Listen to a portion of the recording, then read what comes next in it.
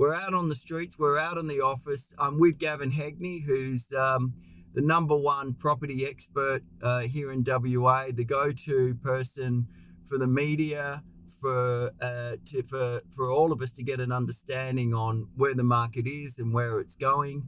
And we've been talking about a few influences in the marketplace, where we are and where we're heading, and we'll probably move back over to those. We'll recap on those for those people that have missed them. But the first thing I asked Gav was where he feels we are right now in the marketplace, and most importantly to people that are considering whether they rent or buy or sell is where we're moving to. And I suppose we'll discuss the various layers that can buy into that equation. But Gav, thanks for joining us, and give us your thoughts on what's been going on in the market over the last 7 or 8 weeks. Well, it's interesting when you said, where are we? I mean, you're driving, so I hope you know where we are. We're on Marine Parade in Cottesloe. We're looking at prime real estate, driving along and looking at some of the properties that have sold over the years and looking at the various values. And the importance about prime real estate, obviously, is that it always sets the market alight and shifts the market. You always get the breakout prices with prime real estate. So that's why the lead indicators always are to look at the prime real estate and what's that doing, because that then flows back into the suburb and revalues the suburb, and that suburb flows back into the next suburb and moves on from there. Sure. Now, as to where we're going, again, you're driving, so I don't know. Checking out the waves, mate. We're checking out the waves. Yeah, good. Look, it's a really interesting time. I know we keep talking about the market and people ask about the market, but really there's several markets within the market. Yeah.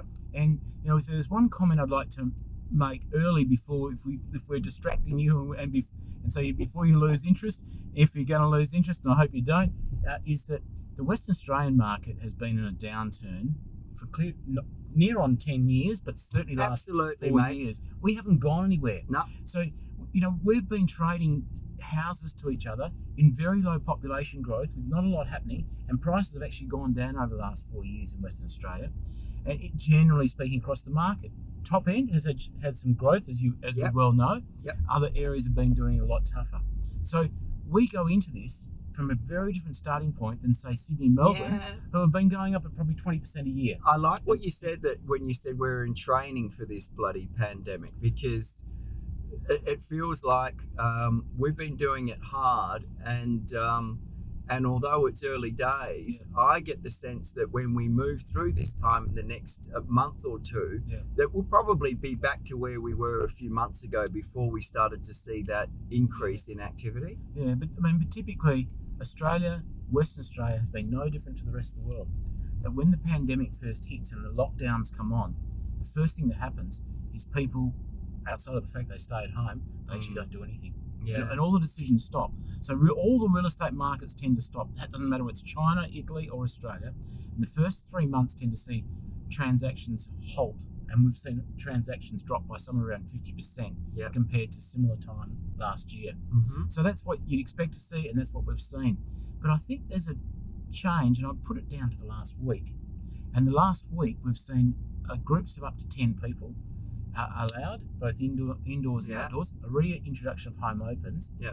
And, I'm hearing stories from some of the agents. I'd be interested to hear what you have to say about this, is that some of the home opens, there's been more than 10 people, and they've had to ask people to wait outside while they have the home open, and which is kind of a social proof that people look around and say, hey, others are thinking what I'm thinking, and what I was trying to buy perhaps before the pandemic or thinking about buying, others are thinking about it too. And that sector of the market, which maybe you could argue it's the well-informed person who's not scared of losing their job, buying real estate from somewhere around about 800 to 1.5. That sort of real estate mid-range belt, which was due to run this year, the middle ring of Perth, it seems to be active again. So we had our staff meeting this morning, and the thing that I was surprised by is that the first home buyers are really active, and a lot of the deals that we've done over the last 2 or 3 weeks have been people that are getting into the market. They're younger folk, and they're less daunted by what people that maybe are heavily invested in the share market are, or people that are older in their careers and more concerned about the revenue from their jobs or their businesses. But the younger people in the market at the moment seem to be far more bullish and far more comfortable with the environment, and just keen to take advantage of the opportunities that exist with the government support. You can go and buy a house, get a loan, and defer your bank repayments. Banks will give that deferral even on new loans. So if you're wanting to move into the market for the first time, you get all of that stuff, right? Yeah, well, I mean, it's really challenging for a first-time buyer because it's such a big decision. I mean, it's different when you've owned a home for a while and you're looking at swap home. That's a big decision in itself. But can you remember back to the first home you bought? Yep. So first-time buyers, I don't know if there are any first-time buyers there, might be some parents of first-time buyers. What do you tell your kids in this sort of time?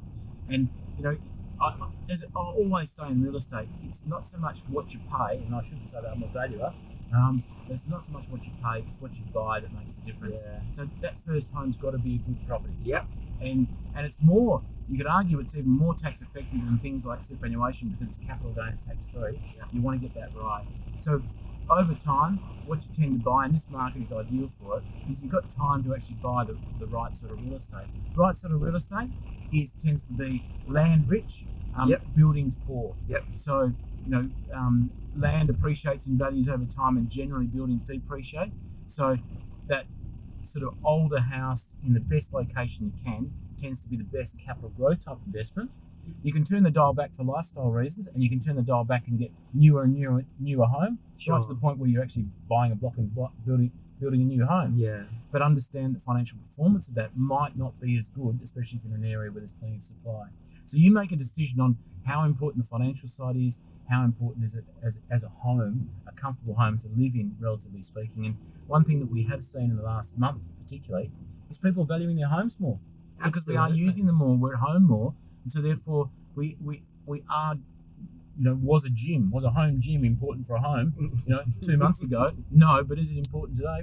Maybe it is. Absolutely, mate. So look how quick that's sort of turned around. Some of these trends will leave us, okay? With coronavirus, it leaves us. Yeah. But some of them will live on as well. But I think we're valuing our homes, our actual buildings, our homes more.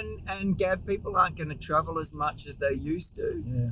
There's going to be budgets that were set aside for that sort of thing, and people will use those in their home most likely. Yeah. I know that when I'm talking to people about where I feel is a good investment or a good way to buy, it's always location, because you can always take your home within reason and spend money on making it comfortable in a way that suits your lifestyle. Yeah. But you can't always open the front door and walk out and be close to schools or close to shops or close to parks or whatever the amenity is that services your lifestyle, to its best. Yeah.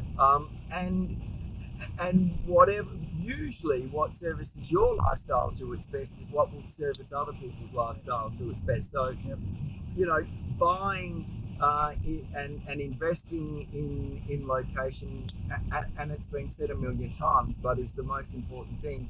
And it is. But the interesting thing about that, it always is in the longer term. But you ask people today, and probably if they're in lockdown, bloody hell, yeah, what's most important for them, yeah, is the building, their actual home, and the location is not as important. If you can't go outside, what's inside the walls is more important. So one thing I'd say is that. Are we going to argue about this? No, not arguing. All I'd say is that might be most important today, but always remember the longer term picture. It is location. Yeah. So whilst you might be thinking more about accommodation today, think more about location. As a first home buyer, as a purchaser, as an investor, it is. Don't forget the imperative of location, which you can do in today's market. Yeah. I've got something that I asked Gav this question earlier when I thought we were in broadcast mode. Maybe we were. Maybe people are going to think, holy, why is he asking that again? But rents in WA compared to the value of the property are relatively high, especially compared to properties in the eastern states. Yeah. And I know I have people saying, given how low the interest rates are and how low they'll stay, why am I continuing to rent why don't I get out there and buy and save myself the money that I'd be wasting on rent? And then I've got other people in the mindset, if the market is going to come back a bit, why don't I rent for a little bit longer and try and take advantage of values that might come back? And then I want to swing something else into it, mate.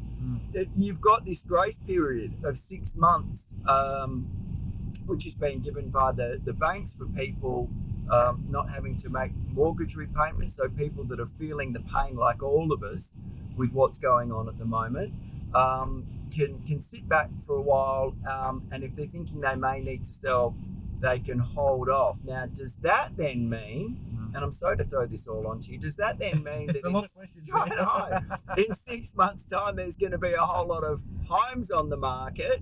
Or the eternal optimist, in 6 months' time, are we going to feel like we're on our way and prices aren't going to fall that much? Because 1 week, like you said, after the government allowing home opens, all of a sudden the market feels like it's in a 500% better space than what it was 2 weeks ago. So rent, buy, market up, market down.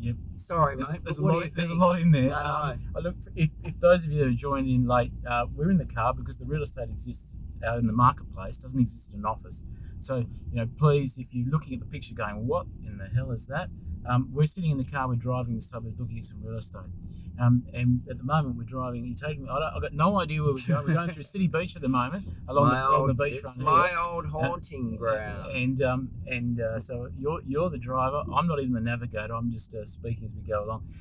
So coming in, if you've joined us late, we're just talking through the various parts of the market. We'll attempt to describe where we are and what we're thinking. I'm going to do a U-turn quickly, mate, because I'm worried we're going to run out of reception. So continue on with the rental buying market movement. It's spoken like an agent who drives on the phone in the streets and knows where all the good reception spots are. Anybody who's on the road and drives know where all the dead spots are, and good spots are, and especially nothing worse, if you're working from home and it drops out. Mate, are you avoiding the question? Yeah, no, I'm not. I'm getting to it.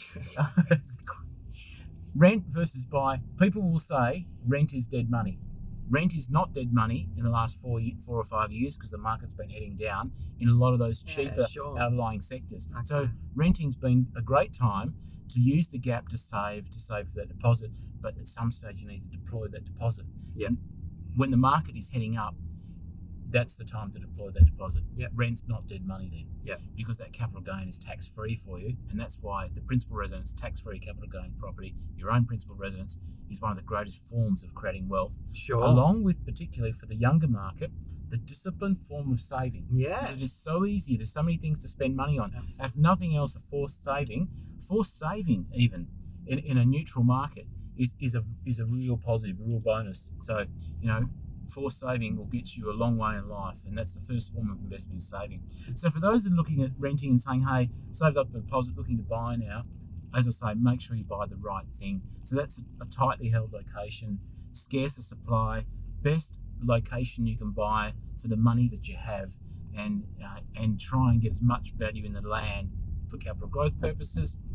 Obviously, if it means living in a very old house and you're forever doing maintenance and it's not a great quality of life, turn the dial back and look for something with a bit more building. So not a bad time to be doing it. Western Australia's been down for over 4 or 5 years now, and you could argue some sectors haven't gone anywhere for 10 years. Markets always go up and down. Sydney, Melbourne, case in point, they've been up 15 and 20% a year for a number of years now. So we will have our day in the sun again. That's the thing I'd say there.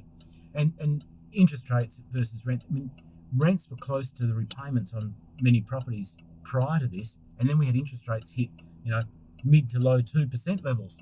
So it's even got, it's probably almost more to rent than buy in some locations. Ellie in the office bought an apartment. She's going to rent it out, and she's going to be $2,000 or $3,000 in front of her principal and interest repayments. So I'd say, look, that's an important factor, but still, it's what you buy, not what you pay. That's the most important thing. Make sure you buy the right type of property for what you're looking to achieve. Okay. So that doesn't matter what market you're in. In a bad market, good properties will always sell. In a bad market, good properties sell. In a good market, good properties set the pace. And so all I'd say is buy that scarcity component. You might pay a premium for it today, but when the market does move off, you'll get growth and you'll get a premium price in the course of time. So that's sort of Can I ask you a question then, mate? I don't know if I answered all your other questions. No, you haven't. I'm still going. So this grace period that the banks are giving people for 6 months, that allows people who are feeling some pressure that they may need to sell a bit of time before they do. Yeah. And within 6 months' time, especially here in WA, and me being the eternal optimist, it feels like the market will get back together. Will be back on its way, and a large driver for people's confidence is the resource market. Yeah. And I'd like to know how you feel the resource market affects our property market, and how you think that will affect the general state of affairs in 6 months' time and 12 months' time, because that's really relevant to us and not so much to the eastern states, but it's a driver, and it will influence not only people's headspace into level of confidence and optimism, but also, whether they should be bing now or later. Beautiful white cockies out there. Yeah, I know. Yeah, they're all feeding on all the trees that have been blown to bits by the storm. Very distracting. Resource sector so important. LNG, iron ore, especially if China has gone into this first and comes out first and decides to stimulate its market. So what's that, mate? I don't understand that. What's going on? So, China typically went into this pandemic first and is coming out of it first. Sure. And they have a tradition of stimulating their market. If they stimulate their market, that usually incorporates demand for steel, iron ore and steel. Yep. And which goes well for our mining industry. Okay. And so that's the one thing I'd say. Obviously, we're seeing issues around energy and energy sector at the moment, which affects, to a certain extent, LNG, but more, obviously the oil market more, which is not our main market. Yep. LNG obviously strong for us. And resources as a theme is the world is hungry for resources. It grows, and it continues to be so. So, we're ideally placed for that. And with our markets, even though there's debates over, spats about our trading partners, etc. at the moment, but there's still demand. It was sort of years ago. It was Japan demanding it. Today it's China demanding it. Who knows? Tomorrow it could be India demanding it. So there's always seems to be demand somewhere in the world for an emerging nation to actually Can I just go back on something that we were talking about when we thought we were broadcasting, and what that was is that the eastern states markets, which have done tremendously well over the last 10 years, and worth noting that the average property price for WA and Melbourne and Sydney in 2006 was very similar, and now in Melbourne and Sydney it's triple. They've had a lot of drivers that have contributed to a market that's been able to go up and up and up, and we haven't had those, so we're now not losing those. And I just because we didn't get to discuss that when we were live, I just want your thoughts on that, because what that says to me is that those markets, and when people are predicting that there's going to be a fall in prices, I think WA will be less affected because we're not going to be missing out on the things that have driven those other markets. And we've got the resource base to help us through this. So we're in City Beach at the moment, and I know you've got someone who sells in your office. I'm going to pick Scotty up in a minute, so you can join us in the car. Is that what we're doing? That's what we're doing. We'll drive, have a look around. That's good. So he'll know that market very well. Perhaps just talk about that market. Look, I think with regards to resources, obviously a big employer and brings a lot of wealth into the state, and the royalties, etc. And that's very important. I just New South Wales, the Sydney market particularly, and Melbourne market were driven on immigration, arguably the biggest business in Australia, immigration. Their drivers have been overseas buyers, immigration, overseas students, foreign purchasers, tourism. Now, all of their drivers have just dried up as a result of this. So that's a world of pain. We've never had that. That's a world of pain. So when the major banks come out and say, we believe property markets are going to drop between 15 and 20%, which is most of the banks have done that this week, whilst announcing no dividends to be paid, or very, very little dividend to be paid. I can understand. I'd be very sort of nervous if I was in those markets and my drivers just dried up. And it tends to be that the commentary does come out of the Sydney and Melbourne markets, and the policy decisions come from there. Yeah. We're a different world. We've been out of alignment now for 4 or 5 years. When we were booming when Sydney came off. That's the notes that I made, Gav. We're usually contrary to what's going on in the rest of the country, right? Yeah, so, West Australia, we've been training for this pandemic for 4 years now, and, we're now in it because we've really been just selling houses to each other. Population growth, yes, slows, but our population growth is somewhere around 25, 27,000. 18 or so thousand of those are babies. Well, that doesn't change. Maybe it might go up with lockdown. I don't know. But congratulations if it does. But at this stage, we're probably only going to net sum of 5,000. Whereas there was 400,000 people coming into the country, and if that goes close to drying up, you can imagine the impact it's going to have on those Sydney and Melbourne markets. So, are you saying there was 400,000 coming in and we're only getting 5,000 of those? Net, yeah. We were losing people in the state, we were gaining people from overseas, and the net sum was somewhere around 7,000 outside of. So that's a massive driver for those markets that we've never had the benefit of. It's gone. Yeah, sure. And that in tourism and overseas students who have gone home and temporary visas holders who have gone home, etc. You can imagine they'd be facing it. And also coming off a boom, where the values go up but the rents don't really go up. So their rental support, it's a lot cheaper to rent than to own in those cities. Sure. So there's not that support on your value for the rents, and the rent versus buy option is just not there. So the rent versus buy option is absolutely here. We learned that less than 4 or 5 years ago. Remember, in our market. Sure. So it's so much cheaper to rent than to buy. Yep. And our market went into a bit of free fall in some sectors. So we know what happens, and also they've been building for this high immigration, 100,000 people into Melbourne, 100,000 people into Sydney. So their building pipeline is catering for that, and it's just stopped. So when all this supply comes out the back end, there's going to be quite an oversupply. We've experienced that a couple of years ago. So we've already seen that. So can I ask you another question? When we were Did I answer that, Quinn? Did I answer that last question? Can I ask you? I'm looking around at the beach. So we're looking at the beach. It's so nice. It's a bit like having a bit of a conversation when we drive along, and it's not really We can't turn the camera, which is a real shame. Yeah, but it's a stormy day. Fantastic down nice there. Waves. There's no one surfing today. No, the waves are big. There was earlier. I had a look. So Gav, when we were talking the other day, and this may or may not last with this restrictions with interstate travel and definitely overseas travel. Yeah. Because of the resource market and the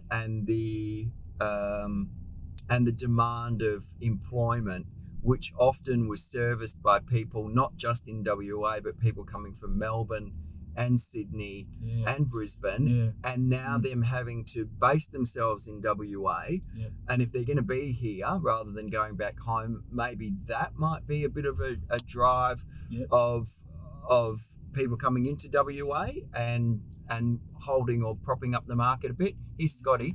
Do you want to answer that while we grab Scotty? Yeah, no problems. He's going to sit in the back seat, is he? Yeah. Have you vacuumed the back of the car for him? No, I don't vacuum. Other side, Scotty. Other side. I thought real estate agents were supposed to have impeccable cars. Can you jump in the other side, buddy? Yeah. No. Can you answer the question, mate, about travel? Can you let him in? Child safety. Scotty! So we're live. We're just having a bit of a chat at the moment. Justin's asked me a 5-minute question, and I've got to give him a 2-minute answer. So I'll just answer that before I forget the question again. Yeah. Question being FIFOs. FIFOs have been told you can't fly in, fly out. The borders are closed to Western Australia. So if you want to be a FIFO, you've got to locate into Western Australia. So they've been out in the rental market renting properties, and whether it be in the northwest or whether it be in Perth, has to stay within Western Australia. So the interesting thing is that's been the one demand into our rental market, which was unforeseen. Yeah. And so that's absorbed some of the supply, particularly because the other side, you've got Airbnbs, which are basically dried up, and they're tipping onto the long-term rental market. So the FIFOs versus the Airbnbs, you could argue maybe cancel out. Okay. Something like that. Are you struggling with that? Yeah, I got it. There you go. Scotty, Gavin and I haven't really been good news or bad news. I'm always... We've been lost. I've been watching. So. and I'm the eternal optimist. But one of the things that Gavin mentioned mentioned earlier regarding the easing up the other day of the number of people going to home opens was how there were a lot of people that instantly came back into the marketplace. And we're not here to sell any properties, mate, but now that we're in your area, do you have examples of strong home opens? Yeah, I mean, so certain properties, when obviously we were allowed to open homes until about 3 weeks ago, and then 3 weeks of no opening. And then we're back on with the opens again. I mean, there's a property we're just around the corner from now, 14 Dartmouth Avenue, where we were getting 20 groups through in the formal home opens, and then in the non-home open Before the whole COVID thing, but mate? yeah, just in the COVID, but while we were still allowed to open homes. Yeah. And then when COVID came in and the home open rule came that we had to show people individually, I think that particular house I got 12 people through by appointment in 1 week. Yep. So really strong demand still. Yeah. Yeah, and then last weekend when we opened a couple, it was the first weekend we were allowed to open again, they were busy again. I mean, I had eight groups through one, which was Great. pretty encouraging. Can I ask you a question? Can I ask you a question? Yeah, sure, mate. I've got questions coming through on Let's the screen. do a here. question on the screen. And it's perfect. We've got a couple of real estate agents and a valuer in the car, so we should be able to answer anything that comes through, I I reckon. hope so. Okay, here's the first one. If I need to sell my current home to buy the trade-up property I'm chasing, should I take the punt and do that before I put an offer on the other property? Okay, so buy first, Oh, sell no, first. don't take a punt. Don't take a punt. No, some dodgy real estate agents would tell you take the punt. They'd say, yeah, take the punt, and then they know they've got a guaranteed sale because you'll have this stress and you'll have the weight of meeting the market and selling for what you need to sell for. But I have clients now. I was with one yesterday that had a look at a property that I showed. They're in this situation. And my answer to them was the same, that, in any market, you shouldn't be taking punts that could amount to 10, 20, 50, 100 or $200,000, depending on the value of the properties you're talking about trading. But always, especially now, you got to think of worst case scenario, not of best case scenario. Think of worst case scenario in a market that's a bit fickle, and then move forward accordingly. More importantly, those options are back on the table. I reckon it's about 10 or 15 years since I've had to put a subject sale deal together, but now all of a sudden all the sellers are willing to entertain them. The buyers are have a look at that one, eh? That's an amazing home. It's a great home, isn't it? It is. For those that can't, obviously you can't see what we're looking at. A stunning circular home, architect design, just magnificent.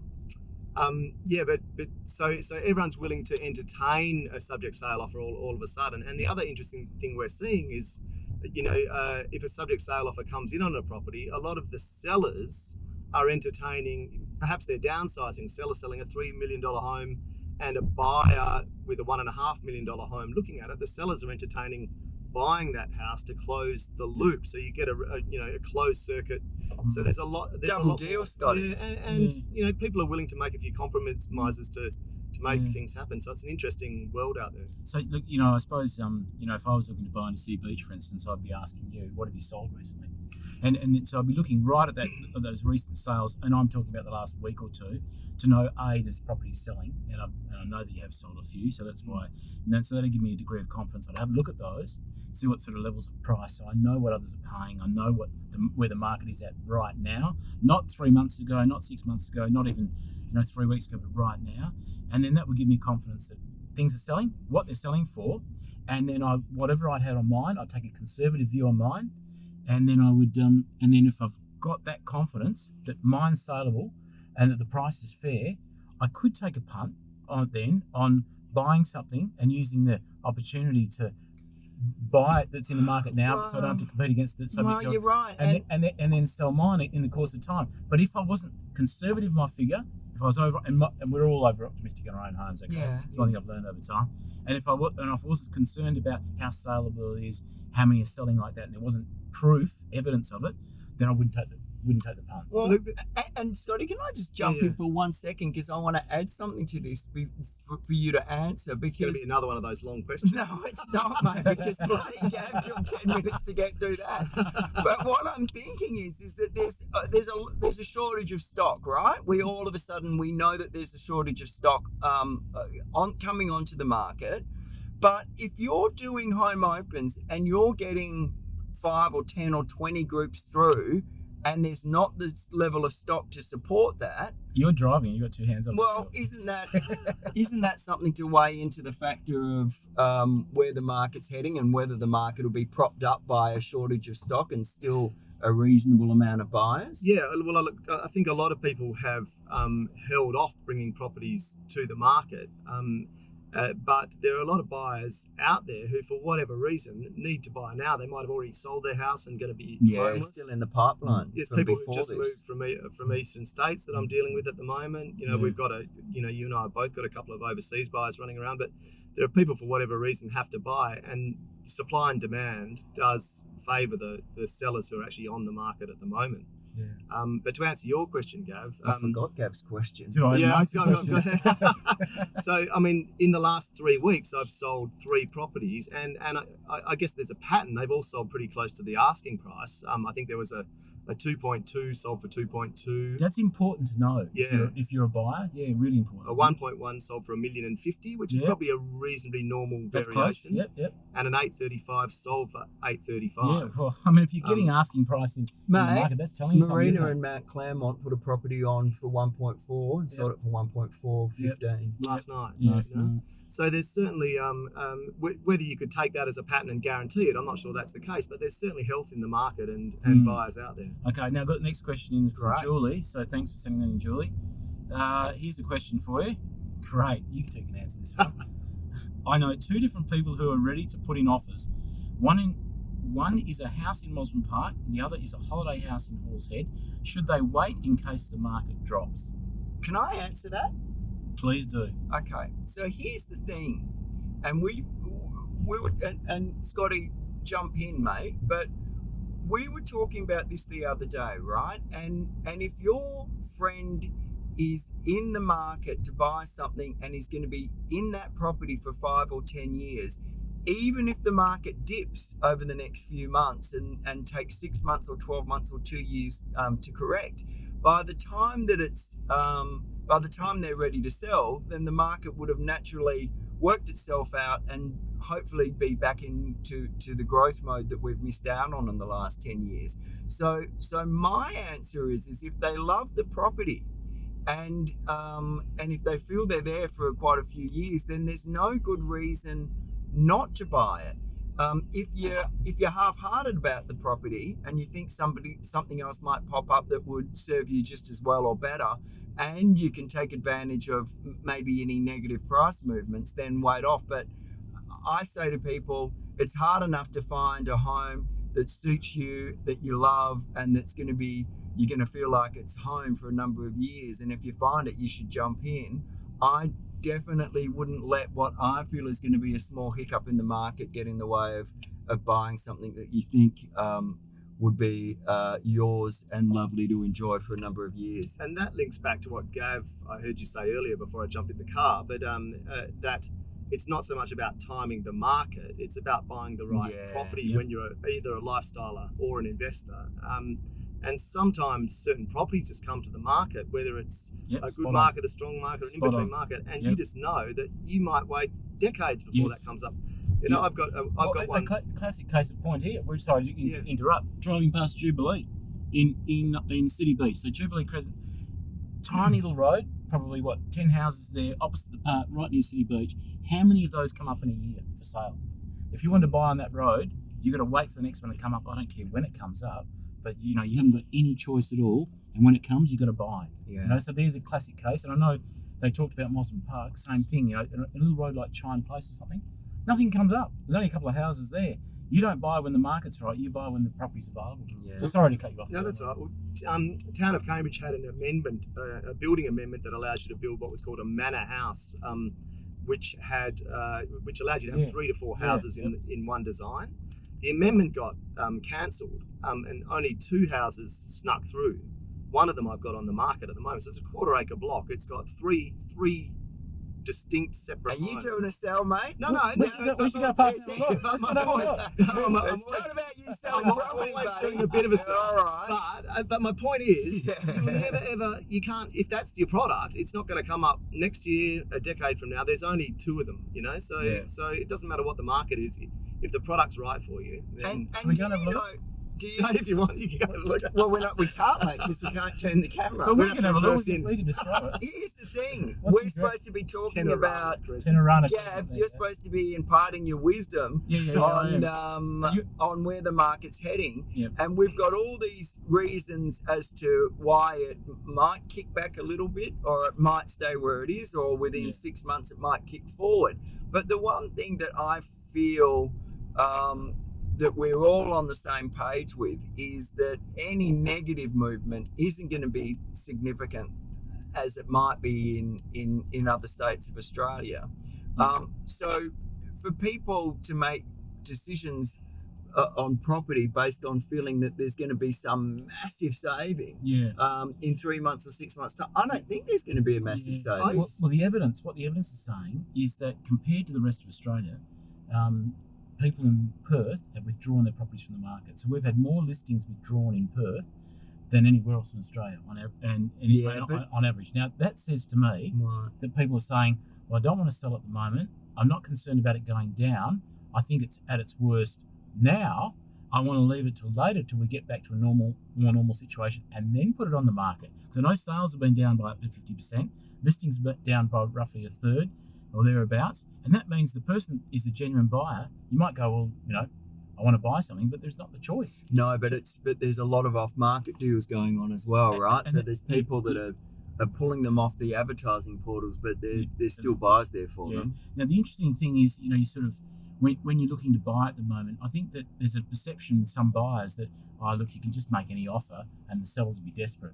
And therefore, because a willing buyer, that's not the case. A willing buyer and a willing seller, neither party over anxious, is a fair market. Yeah. But people are expecting this market to be, we're talking recessions and depressions.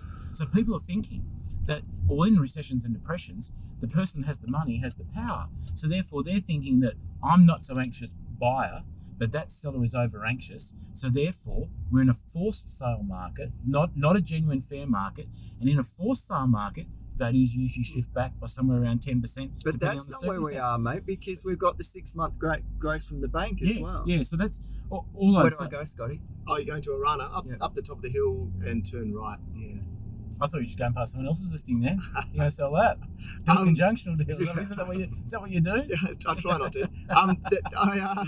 The other stat I picked up on the other day, Gavin, you'll be able to fill me in on the detail, but it was it 8 years ago that we were neck and neck with the Sydney market? It was 2006. 2006, mate. Yeah, we were on par, 500,000 median house price. So I was just looking at those figures now. The Sydney median is now north of 1 million, and Melbourne is somewhere close to 1 million. Yeah.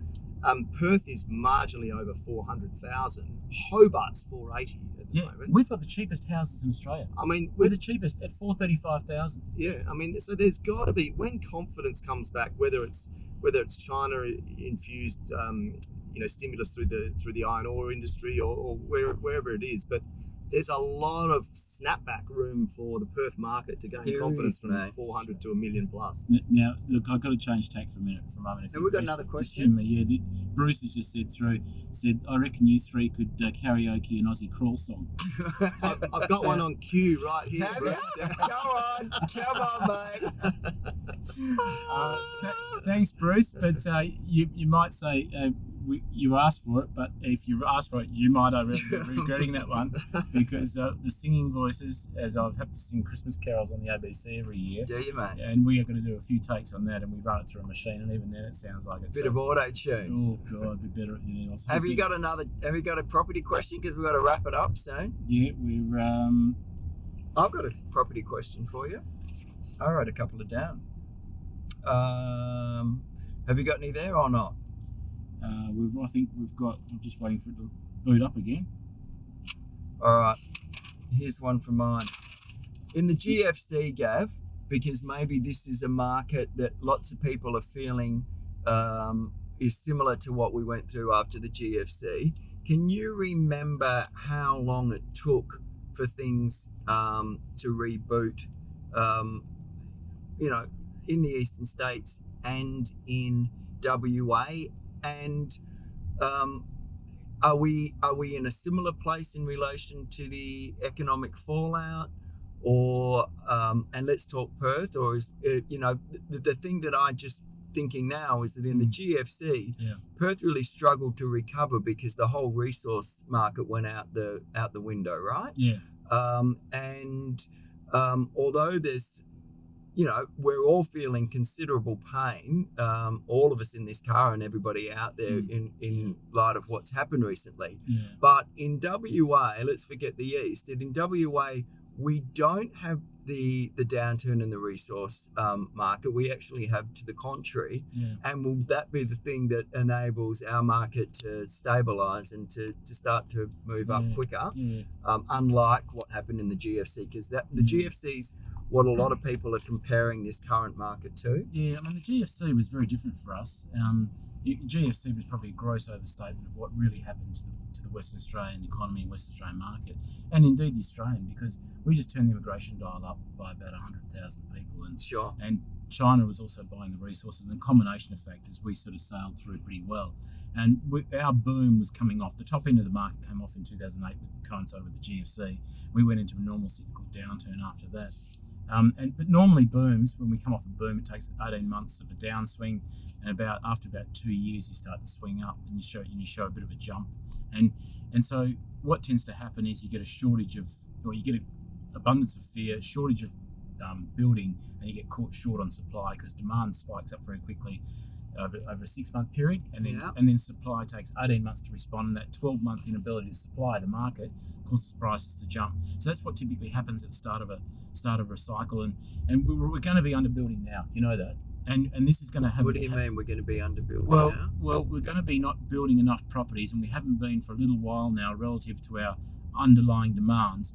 And when the economy turns, people then come out, and when they come out, that means that we might go from having 2.6 people per household to 2.5 people per household. You go, well, big deal. What does that mean?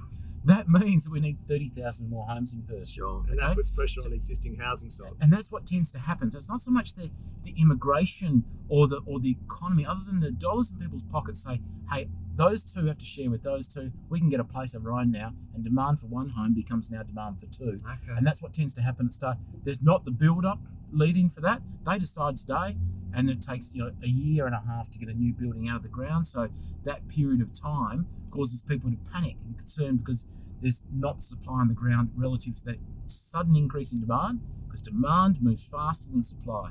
And that's what causes a downturn, because demand just drops away and supply keeps going. So you oversupply a market as you undersupply. That's not where we are now, though. Then. No, because we haven't been overbuilding for a number of years. We've been well below the long-term numbers. Yeah. So, where we are at the moment, Perth has already been really in a recession, in and out, for the last 3 or 4 years. Never come off the bottom. We're not coming off a market that's been going up 20% a year for the last 3 years. We've been in a recession for the last 3 or 4 years. So, we're in a very different place. And so, therefore, in our market, and hence the evidence, as Scott was saying, the cheapest median house price in Australia is Perth at $435,000, which is well under areas like Hobart, Adelaide, Canberra, and way under Sydney, Melbourne markets. It's probably on par with Eastern States regional centres. Yeah. Now, we were 500. And we were 500 when Sydney was 500. Yeah. Every dog has his day. And the interesting thing at the back end of this, there's going to be certain trends that emerge. And we've got another question through here regarding Dunsborough in the southwest, saying, well, when we come out of this period, are people going to want lifestyle properties in the southwest? Well, I reckon so. And I reckon WA is going to... look, we've had guys within the office that have relatives coming back from the UK, and the planes are packed, right? And we've had inquiry from expats that are in Hong Kong and Singapore that are wanting to come back to WA, and this thing that's always been our burden, being the isolated place, from the rest of the world, is now our asset. And same with down south, right? Like the idea of of not going on holidays and investing down south, whether it's as a place to live or whether it's a place to go and enjoy for X amount of days or weeks of the month. I get it. I reckon that those regional areas will do well. I mean, that leads into a question I had for you, Gav, which is, because I know you're a bit of a futurist. What are the demographic or the societal changes with relation to real estate purchasing that you reckon will come out of this? I mean, one of them, I think, is that potential tree change or that move to the southwest. You know, the people who want lifestyle and I reckon traveling overseas, less scared of plane flights, scared of germs. The beautiful. But what else do you perceive will come out of this? Well, I mean, it's really change management and human behaviour. And one thing I've learned is if you change what people do for a day or a week, it'll revert back very easily, very quickly. They say it needs 21 days sustained over each day to actually change a habit. We're going to be in and out of lockdown for probably the best part of 12 months if you're optimistic, and 2 years if you're not optimistic. So we're going to have an extended period of change behaviour, which means it will shift. We will have trends at the back end of this. My best guess at this stage is that we'll work a little bit more from home. We'll probably value our homes and our families a little bit more. We'll probably value lifestyle a little bit more. Our buildings will be that little bit more important to us to accommodate for that. And those that have perhaps been putting a little bit of life on hold for a while they save that last dollars for retirement, etc., or do other things, might say, hey, look, life's too short. I think we'll value life more. And if we value life more, that means lifestyle decisions become more important to us. Absolutely, man. So, I tend to think that we will have some change behaviour at the back end of this. It's very early days, but to look for that is to give you trends and opportunities, not only in real estate, but investing in shares, and also you get one thing will be guaranteed: you won't be on your own in that regard. So do you know, I reckon you're right, Gav, because the thing that I've even been feeling, and I know that people that I'm close to feel the same way, is that you've having to step back from work and having to a lot of this isolation that's been going on. People have really connected to the rat race of life, and the cycles that we aren't in that aren't necessarily great. And it's only when you stop and you pull back from it that you realise how mad it's been. And that question in relation to people heading down to Dunsborough and lifestyle. I've got to say, it's just, people can't see it. We're looking out at the ocean. There's just been a massive wave come through and break out right across almost between the city beach and Floreat Groin. If you were out there swimming right now and that wave broke on your head, you'd probably remember that for life, I would say. So all I would say is the pandemic will be remembered for life for people. And every time, you go through that bit of beach, you remember that, won't you? If you got that wave broken, sure. You're still probably under the water now, still not coming up. By the time you come up, you've probably got the next one on your head. Those of you that have been dumped to the beach, who's been dumped to the beach? Who remembers it? Some people are scarred for life as a result of it, and they don't tend to, do the things they would have done before. Yeah, which is this, right? So that is this pandemic. Yeah, sure. It's the GFC, it's the pandemic, it's every downturn. But we do get far enough away from it, 10 years. That's why we have a crash. That's when we go into a long, slow, unspectacular growth period, and we get 10 years away from it. It's sort of kind of out of sight, out of mind. We have another boom. We've seen it before, but we believe it's different this time. And then guess what happens? We get another crash. So we do need a period of time at the back end of this. But people that have come through the Depression, they remember those times, and they've actually changed their behaviour. People who come through the war, changed their behaviour. Baby boomers, they've grown up with Holden cars and blue jeans and things, and they're not letting go of them in a hurry.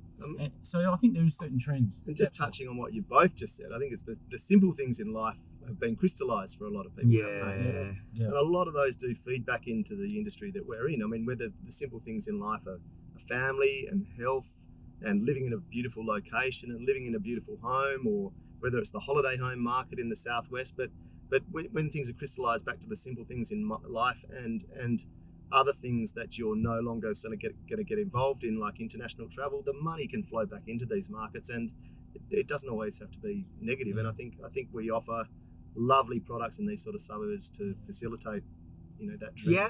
People are buying homes to live in. That's why I like residential real estate, always have. It's half psychology, half property. People buying homes to live in, it's an investment market. It's not an investment market. Yeah. I always say it's a lifestyle and an investment, and if you can buy something that covers both, you can't lose. And that's why, if you can just answer the question, where are people going to want to live, you can do very well as an investor in the residential market. Sure. It's not analysed like a share where you can analyse, exactly in present values, etc. It's people's buying intentions. And in the past, we've seen Carlisle as a suburb being worth twice as much as Dalkeith because it was on the train line in the 1930s, and that was what's most important. We've seen areas like Morley and Dianella being worth more than Mosman Park because it was a location which was emerging. That's where the television stations were, and that was all things television, Channel 7, Sure. etc. out there. So we've seen different times, different areas come in and out. But one thing I've noticed over time, scarce real estate's the way to go. That's why I always say, it's what you buy, not what you pay. Coastal areas have always been in demand. And global warming, I know, puts a question mark over absolute beachfront properties, but hey, by the time global warming actually really directly impacts, lo and behold, dare I say, we may have already had another pandemic and 4 global crashes or something since then. So some trends play out very slowly, some trends play out very quickly, and this trend is playing out very quickly, and it's presenting opportunities. Change equals opportunities, and all I'd just say to people is don't miss those opportunities that are emerging as quickly as this change is emerging. So are the opportunities, but you might have to search for those opportunities. In business, grab them and move them quickly. When they become obvious, they're not opportunities anymore. Sure. So it'll be too late.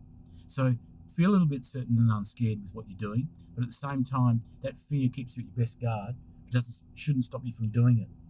And investigate that scared and uncertain space from an educated viewpoint, and that's when you go well, isn't it? So if we because we're going to wrap it up, do we have one underlying message for people in relation to where we're heading? Because from talking to both of you guys, I feel as the dust is settling, at least here in WA, we don't have to be worried too much about how much the market might fall, and there'll be areas that may and there'll be areas that may not. But for me, it's if you see something you love and you're buying for the long term, the market will do its thing and be back on its way well before it's sell time.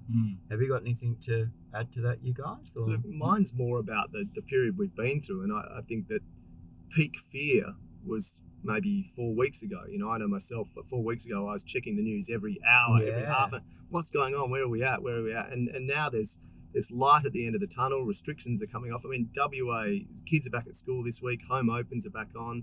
Where next week, I'm sure we're going to hear 0 cases. We're tracking rapidly towards that. And so the light at the end of the tunnel is just getting greater and greater. And that memory of the wave hitting you, Gav, rapidly gets further and further behind you, and we've all got to move on. But I think, it's been a great time for people to reassess with what's important. And I think the real estate industry can cater for a new world where people chase those sort of important things, those simple things in life, for them and their family. So don't let the detours distract you from the destination. Sure. All I would say is that, these things come along. Don't be surprised to see another share market adjustment back in a significant way. And I'm not forecasting that. Don't be surprised to see bad news, because bad news sells. Fear and impact sells newspapers, sells media. So don't be surprised to see more bad stories on the way. But if you're making a good long-term decision, you're comfortable with that long-term prognosis, and you've taken as much risk out of you can through a combination of financing, giving yourself buffers, all of those other things, which having a plan B in place, etc., then don't let the nervousness of the day as they emerge, as it comes and goes, as we go in and out of lockdowns, whatever it may be. Don't let the nervousness of that distract you from the fact that you're just buying a home to live in. And, if you enjoy that home, what dollar value do you put on that? And that's what I come back to all the time. Come home to a home that you like to be in, that your family are comfortable in, because that has a value that you can't put a dollar value on. And I'm a value. I can put a dollar value on everything. So that's residential real estate. That's good. Let's wrap it up with that. Okay. All right. Signing out. Going for a swim. Thank you. See ya.